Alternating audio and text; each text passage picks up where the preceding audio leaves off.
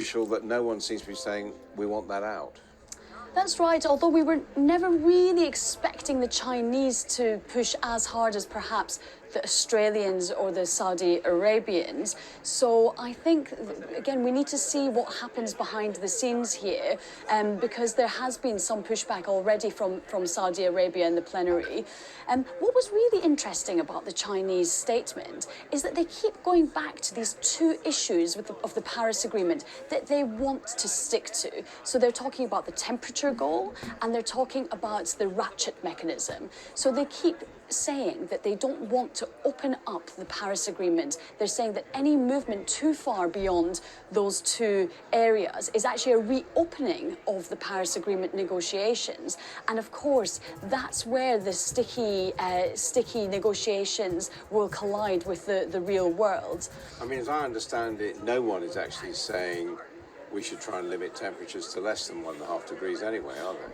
They're not saying that explicitly, but they keep referring to the wording in the Paris Agreement of well below 2 and an aim and aspiration for 1.5. But more critically, actually, their point around nations coming back within 1 year. This is what you mean is the ratchet. This is the ratchet. So in the Paris Agreement, it says that nations need to come back within 5 years to increase their ambition. But as we know, in the 2030, up to 2030, emissions need to be halved. So that's why the presidency and other parties are putting this text forward that says nations need to come back within 1 year. And you saw quite strong pushback from China there. So it'll be interesting to see what goes on behind the scenes tonight. We also heard a contribution from John Kerry, the American envoy. He's probably the senior diplomat in the room. I don't know, where are the Americans on all this? So. Where are the Americans on all of this? So what's interesting is we saw, obviously, a couple of nights ago, the American-Chinese deal, which actually people have applauded that in broader geopolitical terms, fantastic warm words. These two big nations are starting to collaborate. But if you looked at the substance of that, all it was really was warm words. And actually, there was a point that it actually enabled the pressure to be taken off of China. So there are some views out there that the Americans haven't actually played an ace by making that deal and actually are falling in line with the Chinese rather than leading the way. I mean, both on the ratchet and the Paris Agreement, they may be actually quite close to the Chinese position, really.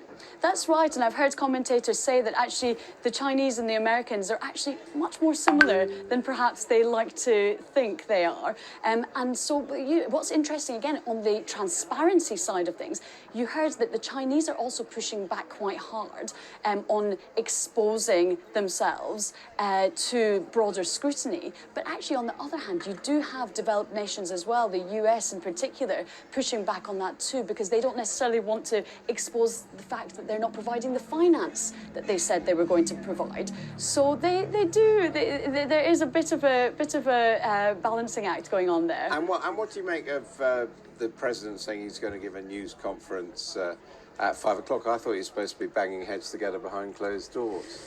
Well, these things, we can never predict how they're going to end.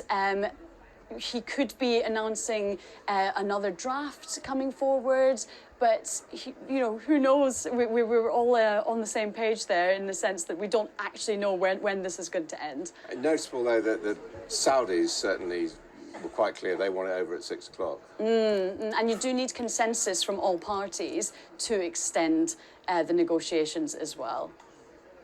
And what about the UK position? I mean, is there anything in the drafts that we would like to take out? The UK doesn't play that role here. So the UK, as the presidency, is much more of a shepherd, kind of shepherding the other countries towards a consensual deal. But what's interesting is if we look at the EU, now this is the first climate conference since the UK was not part of the EU. And I have to say, I think they've taken a hit by losing the British negotiators there, because the Brits really led the way on climate in that negotiating bloc.